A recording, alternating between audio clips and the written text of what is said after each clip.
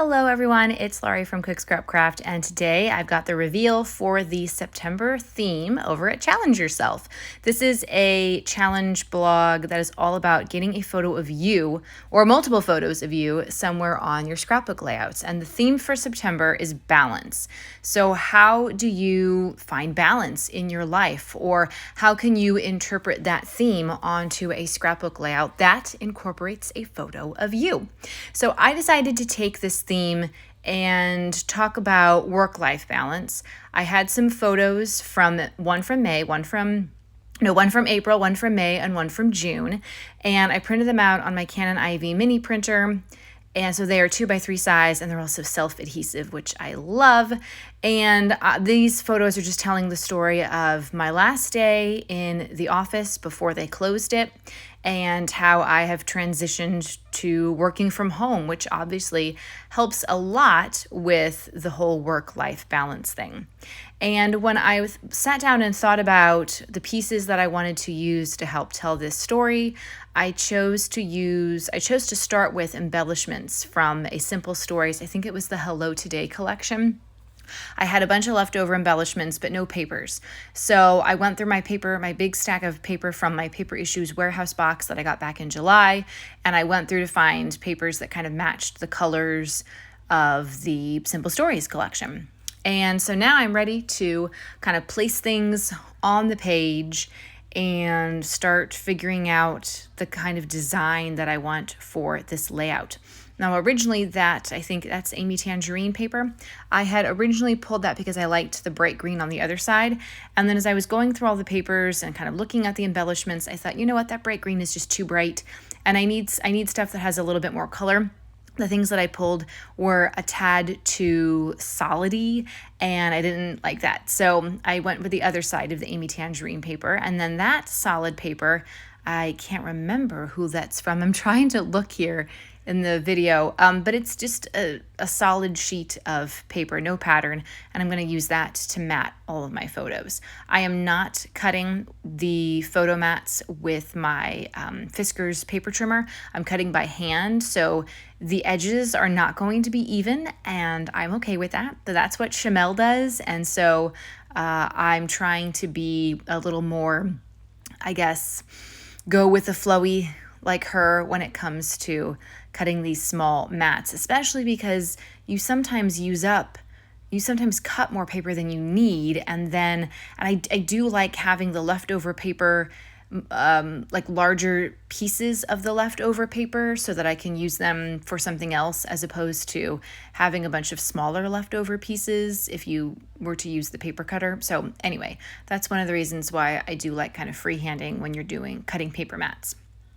So I've started with the background paper, which is kind of blue with a pattern. I've got the Amy Tangerine hexagon paper going in a strip behind my photos, and the photos are kind of a haphazard type, almost a triangle, but well, I guess they would be a triangle. They'd be an obtuse triangle.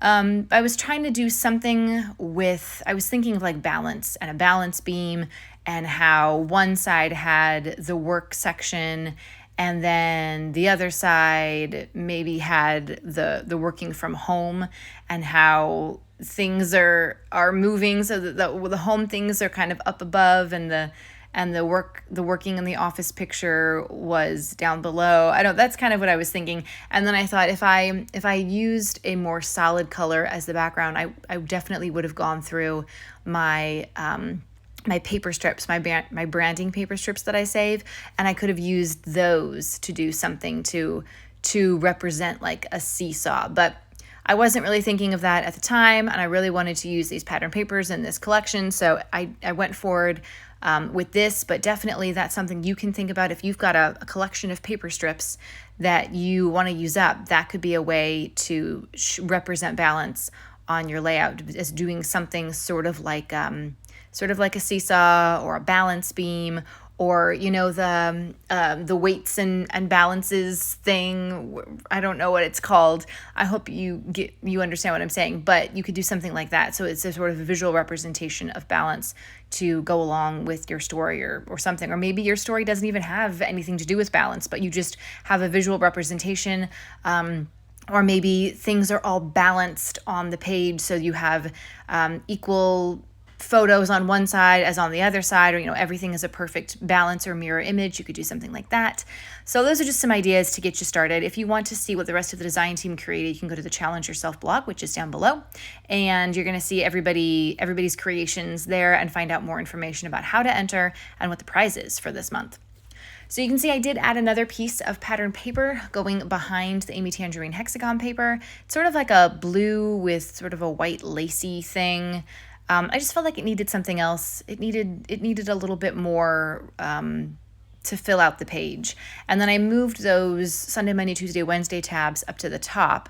I didn't have it enough to go all the way across the week, but I thought those were really poignant for this because I'm talking about like work week and work stuff, and so I thought days of the week would be good to put there. And then for each photo, since each one was taken in a different month, I still had those month sticker words from the Simple Stories collection. So each photo is getting the month sticker that to represent the month in which the photo was taken. And then I'm doing a couple little embellishments to go next to that sticker just to create a little embellishment cluster. And there's another sticker at the end of those tabs that says something like the first 5 days after the weekend are the worst. And that's probably what back then when I was working in the office, even 2 days a week, 5 days a week, whatever, you always kind of feel that way when you get to Sunday and you're just like, oh no. So now I kind of don't have that feeling because I don't have to get up as early and I don't have a commute, and it's saving a lot of money. So that's always helpful. I'm just inking the edges of things here with some Hampton Art black ink because I want them to stand out a little bit more against the backdrop. And then I'm cutting the adhesive squares, double-sided adhesive squares in half because I don't need a whole full one on these tabs, and they're actually not big enough to have a full tab. I find that cutting those adhesive squares in half is a great way to save on the adhesive so you don't use it up so quickly. And that's the only reason why I do it, because it saves on the adhesive, and I always am running out of adhesive anyway. So the longer I can, or if I can prolong needing to purchase more adhesive, that's always helpful for me at least. Let me know down in the comments what type of adhesive you like to use. Are you an ATG person? Are you adhesive squares? Are you a gluer? Let me know what you use down in the comments below. I will say if you're enjoying this video, definitely hit that thumbs up button to give it a like. And if you haven't yet subscribed, consider doing so that you don't miss out on more process videos. Spoiler alert, there's going to be 2 next week, so you don't want to miss out on those. And if you're already a subscriber, welcome back. And thanks for subscribing. Thanks for being part of this online scrapbooking community, which is so fun to be a part of. And I love having you guys come watch the videos and hopefully get inspired by some of the things that I'm doing. All right, so I just need to finish up a couple more sticking down of things. I don't think I do the journaling in this process video. I think I go back and do that later because I needed to check the dates of when all of these photos were taken. I knew the months, but I didn't know the exact dates. So you won't see the journaling in the close-up photos or in this process video, but just know that I did go back and add that in.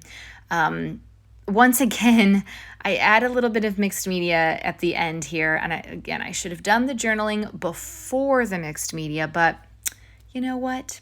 Whatever. I was careful and I didn't smudge, and that's all that matters. I am going back and adding a phrase sticker to each photo cluster, or on top of the photo kind of. I had larger ones that I had pulled that I really liked. I really liked the sentiments of them to go along with these photos, but they were a little big, especially when I already had embellishment clusters there. So I'm just adding little phrase stickers from that Simple Stories collection to go along with those. And I'm drinking my tea, which I think that night was I don't know if it was my ginger tea. I think it was my I can't think of what it's called. It's like a throat essentials. Sometimes when my allergies act up, well, ever since COVID, when my allergies act up, I feel it because my eyes get itchy, but also my mouth gets dry and my throat gets dry. So I like having that special, it's throat coat. That's what it's called. It tastes really good anyway. And I also like it for like acid reflux stuff as well, because that can affect your throat too. So anyway, if you're looking, or if you don't have acid reflux and you don't have weird allergies, it's great for when you have like a cold and a sore throat too. So it's always, I like having that tea on hand, and it is herbal, so it has no caffeine. Chamomile, throat coat, and ginger tea are kind of my go-to warm beverages right now, since I can't have hot cocoa or anything from Starbucks. So that's my life right now. Covering up my photos, or at least 2 of them, I did some black Nuvo drops, but I didn't, they were a little too close to the 3rd photo, so I didn't want to cover the photo and then mess up the Nuvo drops. So I'm just, I got lucky and I didn't get any of these splatters onto the photo, so that's good. But I do recommend covering all of your photos, so maybe do the splatters and then the Nuvo drops. The splatter is that lemonade color from Tim Holtz, one of my favorites. It's super bright, goes really well with this collection. And this is it. These are the close-ups. Once again, I hope this video was inspiring for you and that you enjoyed watching. And if you liked it so much, give it a thumbs up and definitely come back next week for more process videos. Happy scrapping!